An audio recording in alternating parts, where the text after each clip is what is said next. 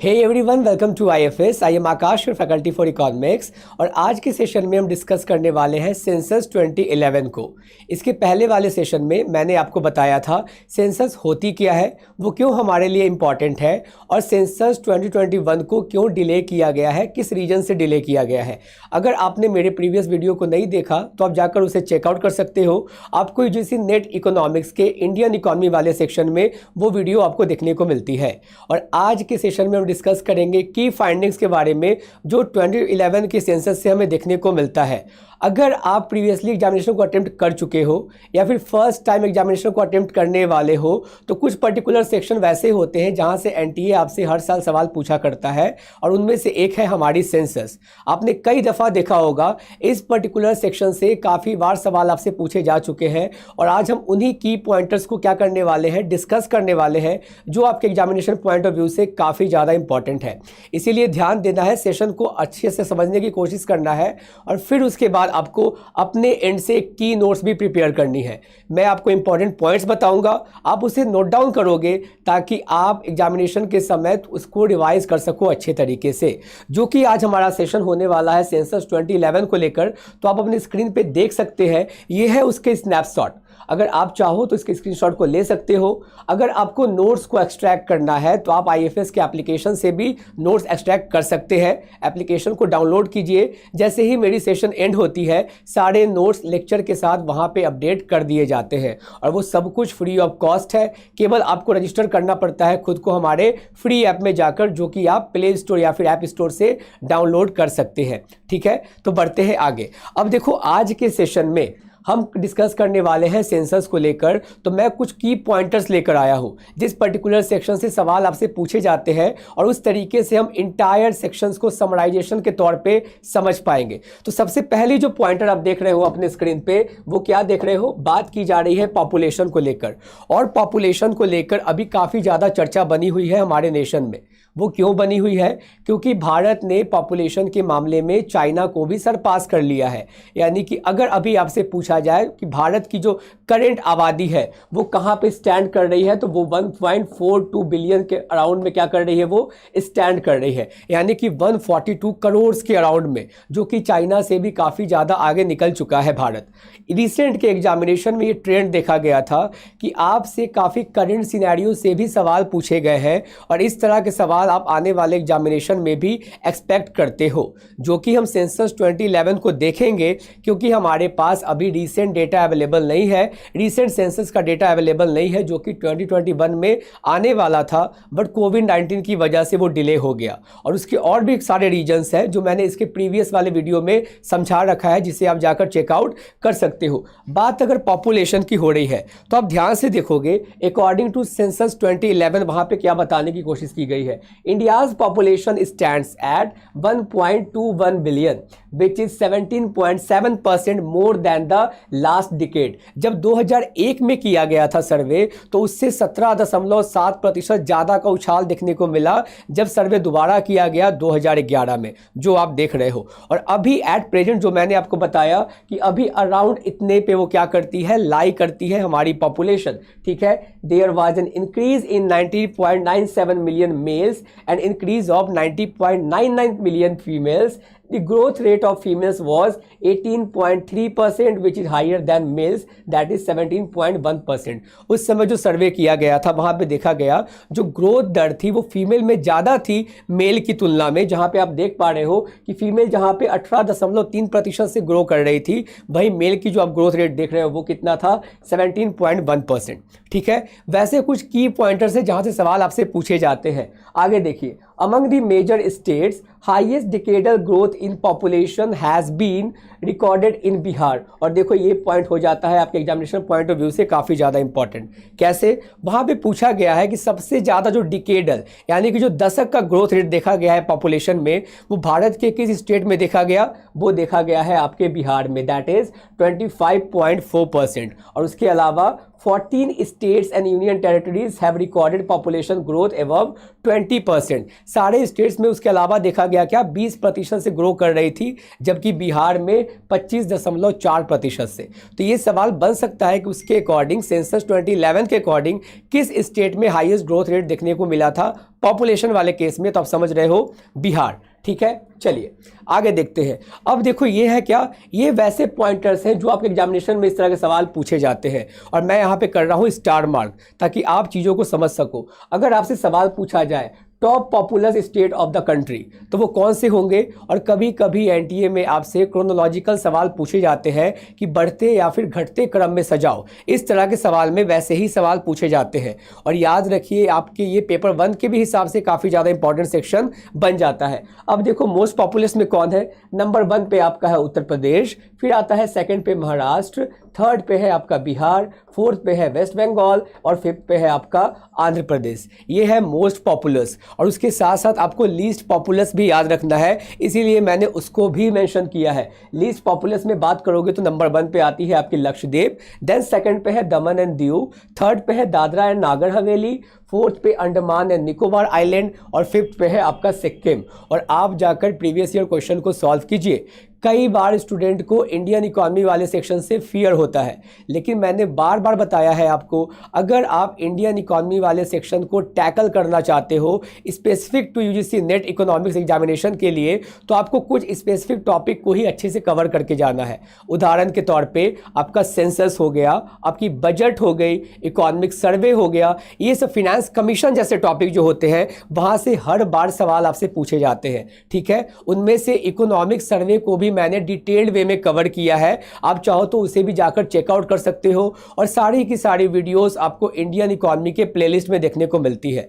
याद रखिए, अगर आपने उन्हीं टॉपिक्स को अच्छे तरीके से कवर कर लिया तो आप इंडियन इकोनॉमी के सेक्शन को भी अच्छे खासे तरीके से टैकल कर पाओगे और कोई परेशानी नहीं होगी। क्योंकि मैं फिर से याद दिला देता हूं, इंडियन इकोनॉमी के सेक्शन से कभी कभी आप 15 से 20 क्वेश्चन को एक्सपेक्ट करते हो एग्जामिनेशन में, जो अगर आप कैलकुलेट करते हो मार्क्स के बेसिस पे तो आपको लगभग 30 से 40 मार्क्स केवल एक सेक्शन देकर जाता है, और वो है इंडियन इकोनॉमी। इस सेक्शन को लेकर मिथ ये होती है कि आपको इंटायर ईयर के करंट अफेयर्स को सॉल्व करना पड़ेगा, लेकिन वैसा नहीं है। मैंने आपको बार बार बताया है, अगर आप एनटीए एग्जामिनेशन को टैकल करना चाहते हो और इंडियन इकोनॉमी के सेक्शन से परेशान हो, तो केवल आपको उन्हीं सेक्शन पर ज़्यादा ध्यान देना है जिस सेक्शन से एनटीए बार बार आपसे सवाल पूछता है। और ये सारे जो सेक्शन मैं लेकर आता हूँ आपके लिए वीडियोज़, ये वही सेक्शंस हैं। ठीक है, आज के सेक्शन में हम सेंसस को कवर करेंगे। मैं फिर से एक सेक्शन लेकर आऊंगा जहां पे हम बजट को भी डिकोड करने की कोशिश करेंगे, जिससे भी क्वेश्चन आने के काफ़ी ज़्यादा चांसेस बनते हैं, इसीलिए ध्यान देंगे। तो देखो ये थे आपके मेन पॉइंटर्स जो आप सेंसस से एक्सपेक्ट करते हो। मोस्ट पॉपुलस स्टेट कौन कौन से हैं और साथ ही साथ लीस्ट पॉपुलस स्टेट भी कौन कौन से हैं भारत में, इस बात को भी ध्यान देंगे। उसके अलावा देखिए यूटी की बात अगर होती है तो हाईएस्ट पॉपुलस यूटी कौन है आपकी, वो है आपकी दिल्ली। लीस्ट पॉपुलस की बात हो तो वो है आपकी लक्षद्वीप। हाईएस्ट पॉपुलस स्टेट कौन हो गया आपका उत्तर प्रदेश। लीस्ट पॉपुलस कौन है, सिक्किम। उसके बाद देखो अर्बन को लेकर भी ऐसे सेक्शन में भी बाइफर्केशन किया जाता है एग्जामिनेशन में। Highest urban population in India, आप देखिए महाराष्ट्र। लीस्ट अर्बन पॉपुलेशन वो है लक्षद्वीप का।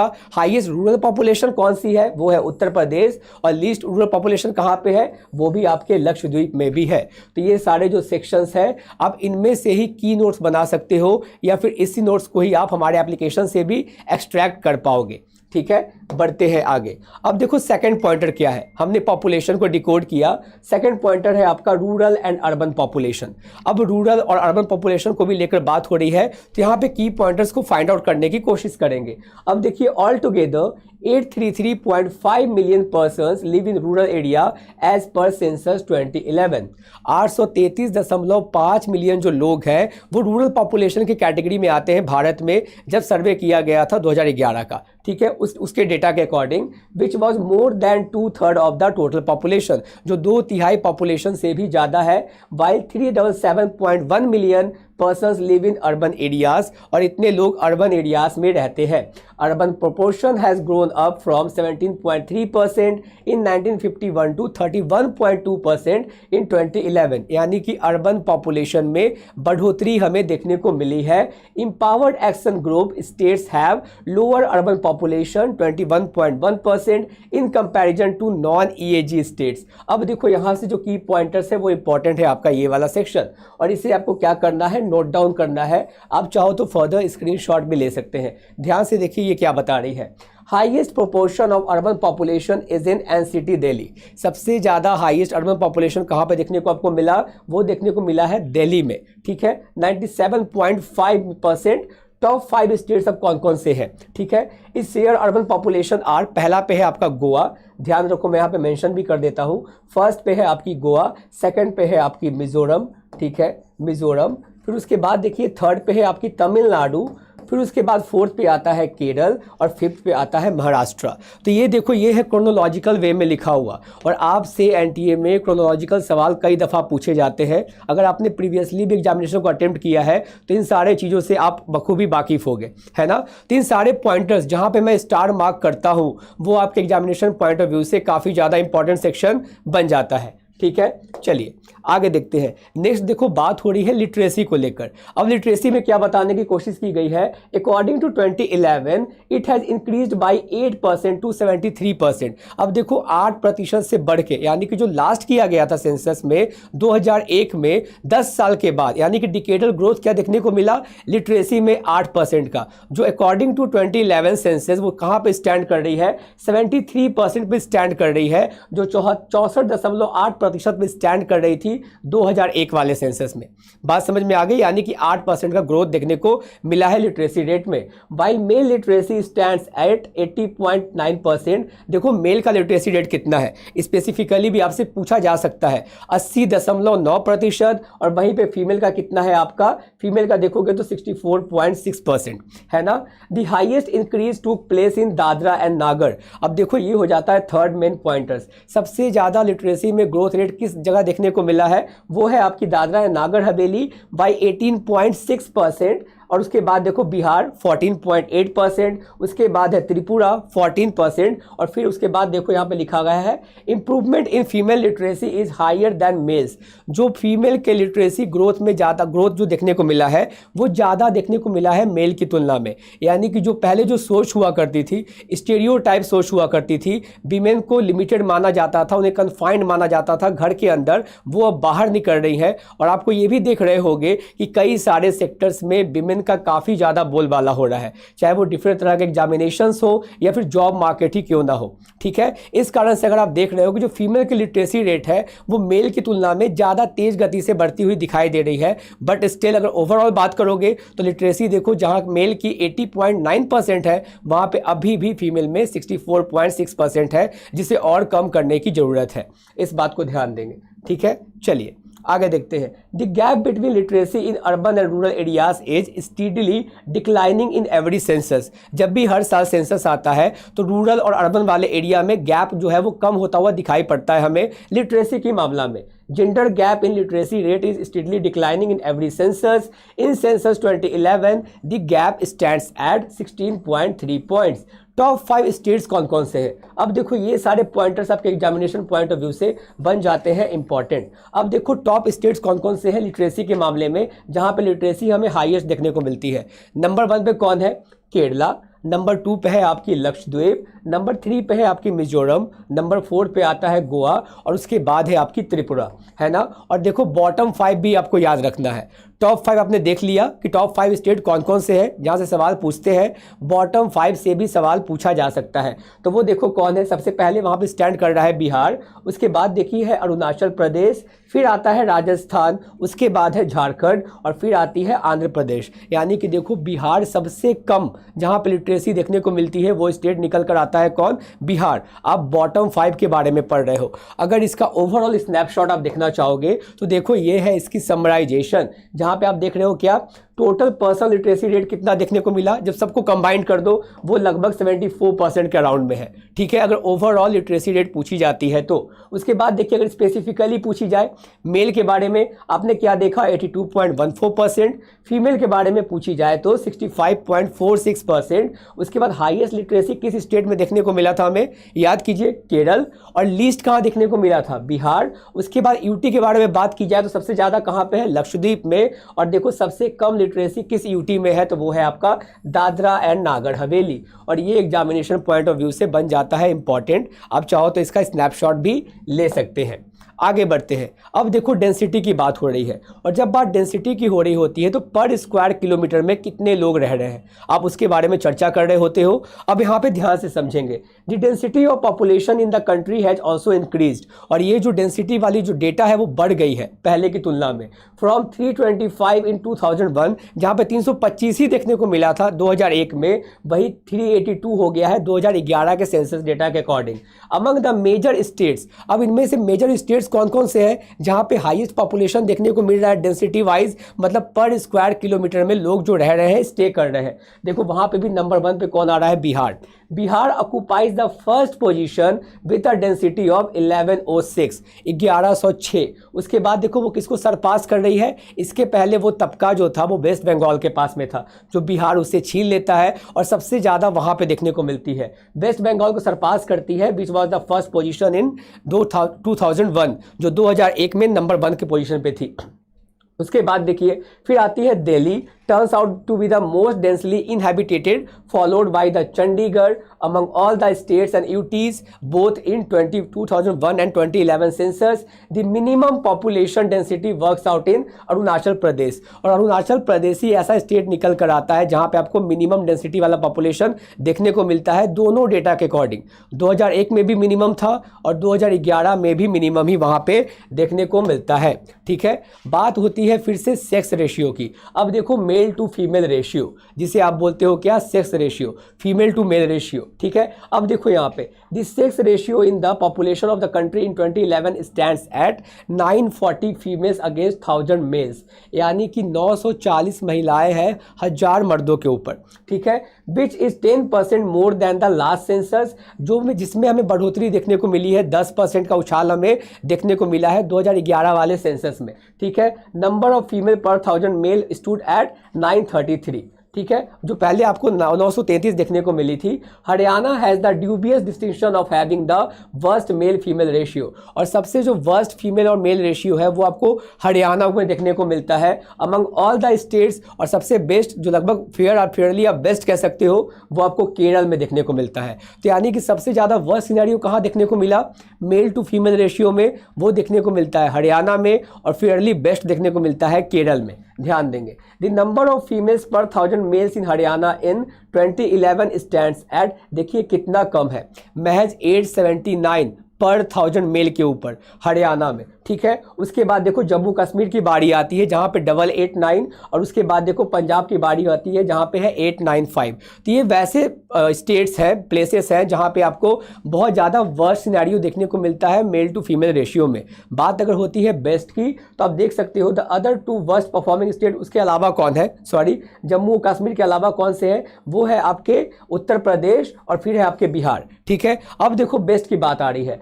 टॉप 5 परफॉर्मिंग स्टेट्स कौन आ जाते हैं सेक्स रेशियो को लेकर, वो है फिर से आपका केरल, फिर है आपका तमिलनाडु जहां पे 996 है, आंध्र प्रदेश 993, छत्तीसगढ़ में देखो 991, और उड़ीसा में है 979, और केरल में देखो आप कितना है 1084, यानी कि फीमेल की तादाद ज़्यादा है मेल की तुलना में। तो वो बेस्ट परफॉर्मिंग स्टेट्स के तौर पे दिखाया गया है यहाँ पे, और ये सेक्शन आपके एग्जामिनेशन पॉइंट ऑफ व्यू से काफ़ी ज़्यादा इंपॉर्टेंट है, न जाने कितने बार डायरेक्टली आपसे यहाँ से सवाल पूछा गया है, तो ध्यान देंगे इन सारे चीज़ों पे। ठीक है, आगे देखिए नेक्स्ट क्या है। नेक्स्ट जाने के पहले आप देखो उसका ही है ये स्नैपशॉट, मतलब कि क्रक्स आप कह सकते हो कि सेक्स रेशियो को लेकर क्या क्रक्स निकल कर आता है हमारे सामने। तो अब देखो सेक्स रेशियो इन इंडिया 943 पर 1000 मेल।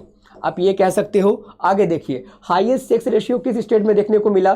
केरल में। लोएस्ट कहाँ देखने को मिला? हरियाणा में। फिर अगर यूटी की बात हो तो हाईएस्ट कहाँ देखने को मिलती है? पौंडीचेरी। और लोएस्ट कहाँ देखने को मिलती है? दामन एंड दीव में। आगे देखिए, 0 to 6 चाइल्ड सेक्स रेशियो की भी बात की जाए तो वहाँ पे 914 देखने को मिलता है। हाईएस्ट कितना देखने को मिला है आपको? मिजोरम में। और लोएस्ट देखने को मिलता है वो भी हरियाणा में। यानी कि ये है स्नैपशॉट आपके सेक्स रेशियो को लेकर, जहाँ पे आपने चाइल्ड सेक्स रेशियो के बारे में भी जाना और फिर आपने बेसिक भी समझा कि मतलब ओवरऑल सेक्स रेशियो क्या है हमारे नेशन में अकॉर्डिंग टू सेंसस 2011। ठीक है, चलिए आगे देखते हैं। नेक्स्ट देखो क्या है? Child population. ठीक है, चाइल्ड पॉपुलेशन में बढ़ोतरी देखने को मिली है या फिर कमी देखने को मिली है? ध्यान से समझेंगे। Child population in the age of 0 to 6 years has seen an increase of 0.4% to 164.5 million in 2011 from 163.8 million in 2001। कहने का मतलब क्या है? हमें 0.4% का इंक्रीमेंट देखने को मिला है चाइल्ड पॉपुलेशन में। The child population is almost stationary. Overall देखा जाए तो ये स्टेशनरी ही रही है, कांस्टेंट रही है। In 17 states and UT the child population has declined in 2011 compare to 2001। लगभग 17 स्टेट्स में ये देखने को मिला है, यूटी मिलाकर, वहाँ पे चाइल्ड पॉपुलेशन में डिक्लाइनिंग देखने को मिला है, डिक्लाइनिंग ट्रेंड हमें देखने को मिली है। With the declaration of sex ratio in the age group of 0 to 6 years, the census authorities tried to bring out the recent changes in the society in its attitude and outlook towards the girl child। क्योंकि आपको भी पता होगा girl child को लेकर अभी भी जो धारणाएं बनी रहती है मन में, वो स्टीरियोटाइप बनी रहती है। और अभी भी हमें कहीं ना कहीं पैट्रियार्कल सोसाइटी देखने को मिलता है, जहाँ पे आपको मेल डोमिनेंस देखने को मिलेगा। और जब फीमेल चाइल्ड की बात आती है तो आपने देखा होगा कई तरह की चीज़ें, जैसे कि अबॉर्शन हो गया। लोग क्या करते हैं? फीमेल चाइल्ड को बियर करना प्रीफर नहीं करते मेल की तुलना में। तो ये सारा कुछ जो थिंकिंग होती है, जिसे हम लोग स्टीरियोटाइप थिंकिंग कहते हैं, जो अब हमें ब्रेक करनी चाहिए और कहीं ना कहीं वो ब्रेक हो भी रही है ना। It was also an indicator of the likely future trends of sex ratio in the population.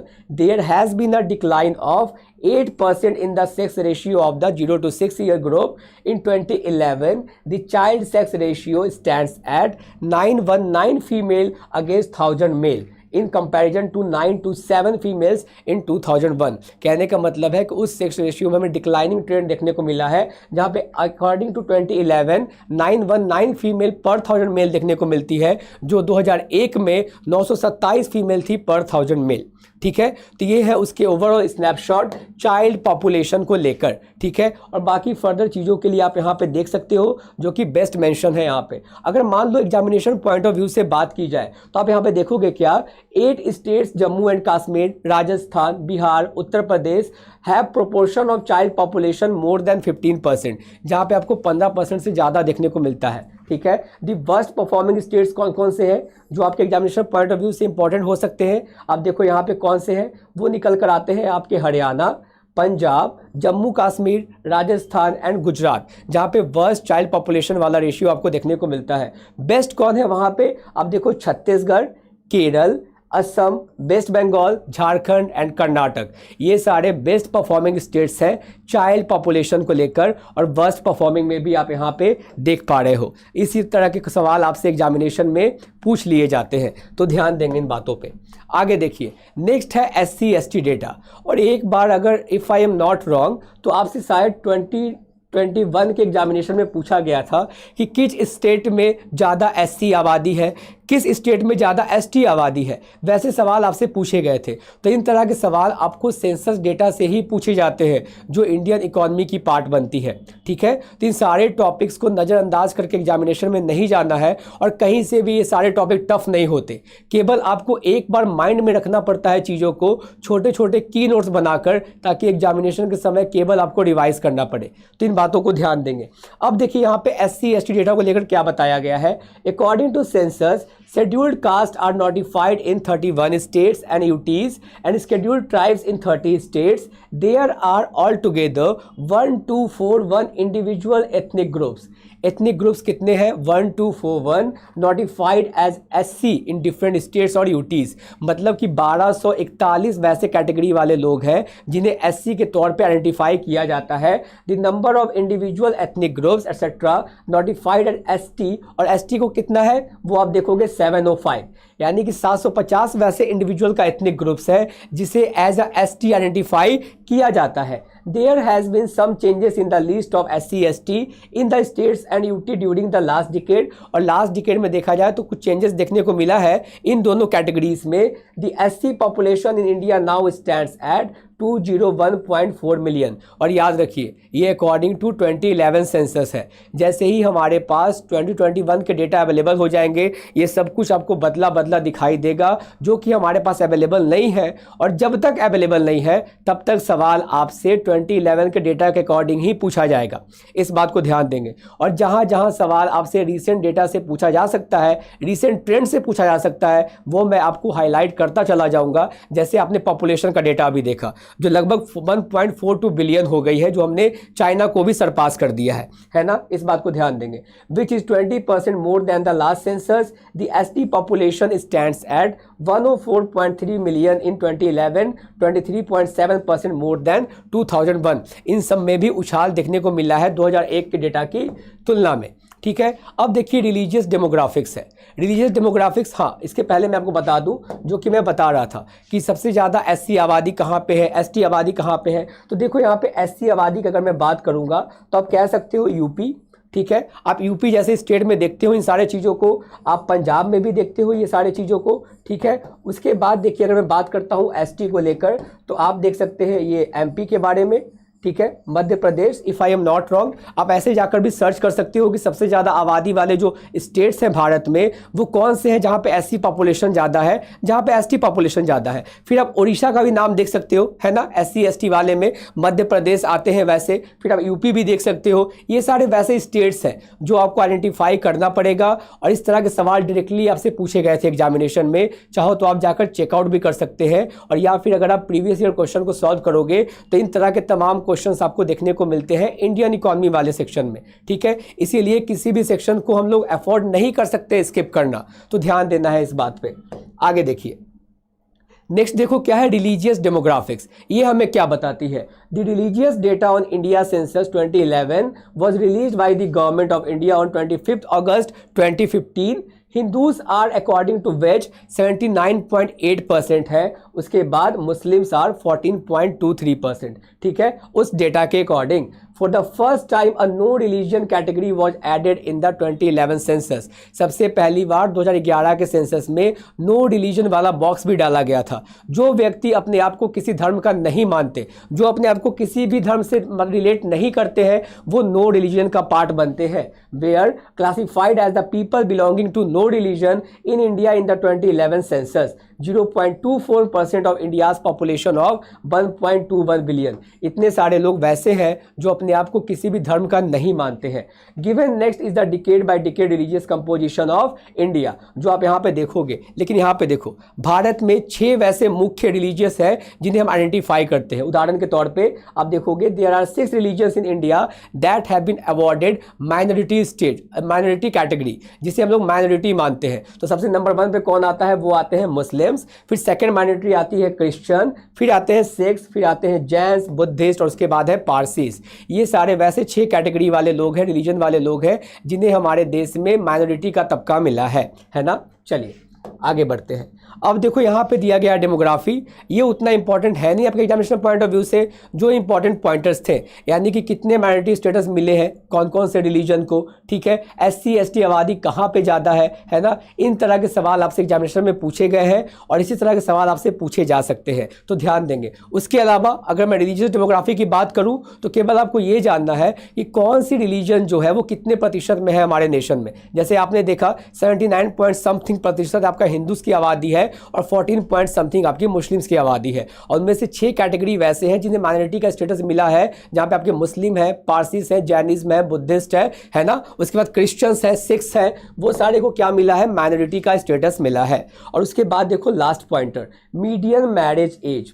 Median marriage age यानी कि शादी करने का जो उम्र के बारे में बात की जा रही है, तो क्या उनमें कुछ चेंज देखने को मिला है। The median age increase for men में भी वो बढ़ गया है। क्या हो गया है, फ्रॉम 22.6 ईयर्स जो 2001 में था वो हो गया है अब 23.5 साल 2011 के सेंसस के अकॉर्डिंग। कहने का मतलब क्या है, अब थोड़ा बहुत डिले हो रहा है मैरिज में, लोग अब प्लानिंग करने लगे हैं, एजुकेटेड होने लगे हैं, लिटरेसी रेट भी बढ़ती हुई दिखाई पड़ रही है हमें। हमने सबसे पहले उससे डिस्कस किया था 8% की बढ़ोतरी हमें लिटरेसी रेट में भी देखने को मिली है, और फीमेल की भी लिटरेसी जो है वो मेल की तुलना में ज़्यादा तेज़ गति से बढ़ रही है। ये सारे कुछ वैसे ट्रेंड्स हैं जिसके बेसिस पे आप मैरिज को डिले करते हो, आप पॉपुलेशन को कंट्रोल करने की कोशिश कर रहे होते हो, अल्टीमेटली आप जागरूक हो रहे होते हो फैमिली प्लानिंग को लेकर। वहीं अगर वीमेन की बात की जाए तो 18.2% से वो 19.2 ईयर्स पे आ गया है वो, यानी कि उनके एज भी मैरिज के जो है मीडियन एज वो बढ़ रहे हैं। यहाँ पे देखो एक पेपर का कटआउट है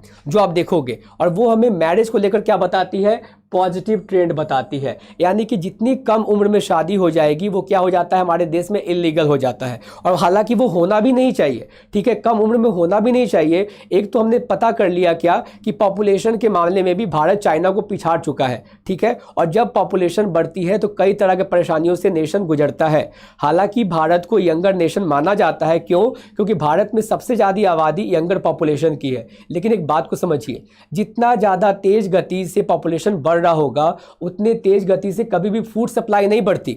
हमने माल्थस के थियरी को भी समझा है, ठीक है, जो कहीं ना कहीं उस पॉइंट से रिलेट करते हैं। उस गति से फूड सप्लाई नहीं बढ़ती, इस वजह से प्रेशर बहुत ज़्यादा बढ़ने लगता है हमारे अर्थ के ऊपर, जो हमें सस्टेन करने में मदद करती है। तो पॉपुलेशन एक्सप्लोजन वाले एरा से गुजर रहे हैं हम लोग, और सरकार को इसके लिए ठोस कदम लिटरली उठाने चाहिए, वरना बहुत ज़्यादा प्रॉब्लम हमें सामना करना पड़ सकता है आने वाले दिनों में। तो ध्यान देंगे। अभी बात हो रही थी मैरिज एज को लेकर, आप यहाँ पे देखोगे क्या, मेन में आपने देखा क्या 22.6 से वो 23.5 हो गया, और वीमेन में 18.2 ईयर्स से लेकर वो 19.2 ईयर्स हो गया है। अब व्हाट कॉज्ड इट, इसका रीजन क्या रहा जो आपको ये चेंज देखने को मिला है, increase in mobile and migratory nature of work in the country. In one part of the explanation the workers are free of restrictions of traditional setup. यानी कि जो सोसाइटी की पहले धारणा थी कि कम उम्र में शादी कर देना है, ये सारी जो चीज़ें थी वो अब धीरे धीरे बदल रही है, ब्रेक हो रही है वो स्टीरियोटाइप थिंकिंग, और लोग अब ज़्यादा पहले से जागरूक होना शुरू हो गए हैं। उसके अलावा देखो, the rise was seen among marginal workers and non workers as well, so not only migration, higher level of school enrolment could also be a contribution factor. और लोग जो ज़्यादा स्कूल्स कॉलेज वगैरह में पढ़ाई करना शुरू कर चुके हैं, जहाँ पे ज़्यादा इनरोलमेंट हमें देखने को मिल रहा है, इसकी वजह से भी जागरूकता आ रही है लोगों में। इस वजह से ये सारे पॉइंटर्स को हमने क्या किया है, आज डिस्कस किया है, जो आपके एग्जामिनेशन पॉइंट ऑफ व्यू से काफ़ी ज़्यादा इंपॉर्टेंट है। और सेंसस वैसा डेटा है जो अपने आप में क्लेम करता है कि भारत के हर एक नागरिक को वो अकाउंट में लेती है, और शायद ही आपको कोई और डेटा वैसा मिलेगा जो इस डेटा की बराबरी कर सकता है, यानी कि इतना एग्जैक्ट इंफॉर्मेशन आपको दे सकता है। इसीलिए लोग 10 साल वेट करते हैं ताकि उनके पास सेंसस डेटा आ सके। और केवल ये सरकार को ही मदद नहीं करती है पॉलिसी मेकिंग करने में, बल्कि डिफरेंट एंटरप्रेन्योर्स, बिजनेसमैन को भी मदद करती है, क्योंकि उनके पास हर तरह का डेटा अवेलेबल होता है। रूरल पॉपुलेशन कितना है, अर्बन पॉपुलेशन कितना है, उसमें से भी किस स्टेट में ज़्यादा अर्बन पॉपुलेशन है, किस में ज़्यादा रूरल पॉपुलेशन है, वो अपने प्रोडक्ट को उस तरीके से बनाते हैं, मैन्युफैक्चर करते हैं, फैक्ट्री सेटअप करते हैं, सेल करते हैं, और गवर्नमेंट भी पॉलिसी उसके अकॉर्डिंग बनाती है कि लिटरेसी बढ़ रही है या फिर घट रही है। उसने जो पिछले 10 साल में जितनी भी पॉलिसीज लाई है, इंप्लीमेंट किया है, जो एग्जीक्यूट किया है, वो प्रॉपर तरीके से एग्जीक्यूट हुआ नहीं हुआ, वो सक्सेसफुली इंप्लीमेंट हुआ नहीं हुआ, उसके जो परिणाम है वो हमें डिजायर्ड मिले या फिर नहीं मिले, और आने वाले सालों के लिए वो कैसा प्रोजेक्शन कर रही है, कैसे पॉलिसीज को लाने के लिए सोच रही है, किस पुराने वाले पॉलिसीज में बदलाव करने के बारे में सोच रही है, वो सब कुछ सेंसस डेटा के बेसिस पे ही वो कर पाती है। इसीलिए इस डेटा को सबसे ज़्यादा रिलायबल माना जाता है। उम्मीद करता हूं कि आज का सेशन आपको पसंद आया होगा, और अगर आपको हमारे वीडियोस पसंद आते हैं, हमारी वीडियोस से आपको लगता है कि थोड़ा बहुत भी आपकी स्किल्स में बूस्ट आ रहा है, आप नॉलेज को गेन कर रहे हो, और आप एग्जाम ओरिएंटेड पढ़ाई करना चाहते हो, तो आप IAFS की जर्नी का हिस्सा बन सकते हैं। आप तमाम तरह के नोट्स को हमारे फ्री एप्लीकेशन से डाउनलोड कर सकते हैं। केवल आपको प्ले स्टोर पर जाकर हमारे एप्लीकेशन को डाउनलोड करना पड़ता है, और उस पर्टिकुलर सब्जेक्ट में रजिस्टर करना पड़ता है खुद को, जिससे आप आने वाले एग्जामिनेशन को टारगेट कर रहे हो। उम्मीद करता हूं सेशन आपको पसंद आया होगा, और इसी तरह का सेशन लेकर मैं आता रहूंगा। तब तक के लिए have a good time, bye bye, take care.